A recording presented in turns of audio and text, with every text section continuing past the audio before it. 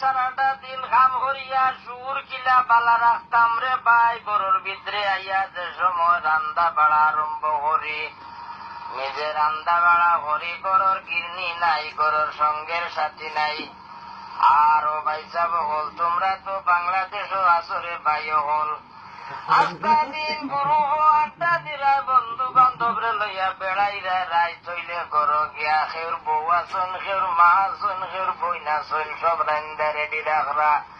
আমরা রে ভাই এই অভিজ্ঞতা নাই রে, আটটা দিন ডিউটি করিয়া যে সময় রান্দা বাড়া করি, টাকা কিন্তু টিকু কামাইরা মাস শেষ হইলে বাংলার 70,000 টাকা ছাড়লাম।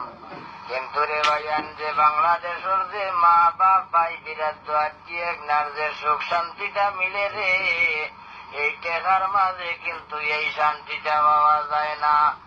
ও ভাইয়ান রে, তোমরা রে কইরাম রে ভাইয়ান, আমারে যে বারবার গুরুর ভিতরে হারাই রায়, ও ভাইয়ান সময় দিতাম পারি না রে, আর যে আমি বারবার পার হয়ে যাই, তোমরা কইবা বেটার না গীতা ডিমা হয়ে গেছে, বেটা বারবার হান্দাই আর বারবার বেটা বার হয়ে যায়। ও ভাইয়ান রে, তোরা বুঝতাই নাই, আমার মোবাইলে খালি খেট খেট খেট খেটের জ্বালায় ঘুমাইতাম পারি না।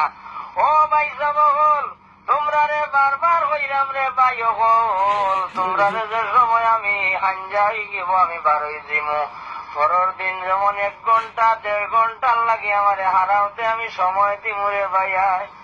কিন্তু রে ভাইয়ান আমার ইলা জ্বালাইয়া মারিও না রে, ও ভাইয়ান একতো নাই রে গরো রান্না মানুষ, একতো নাই রে কেউ সাহায্য করা মানুষ, এই কারণটার জ্বালায় কোনো খানো কইতেও ভালো লাগে না, সইতেও ভালো লাগে না।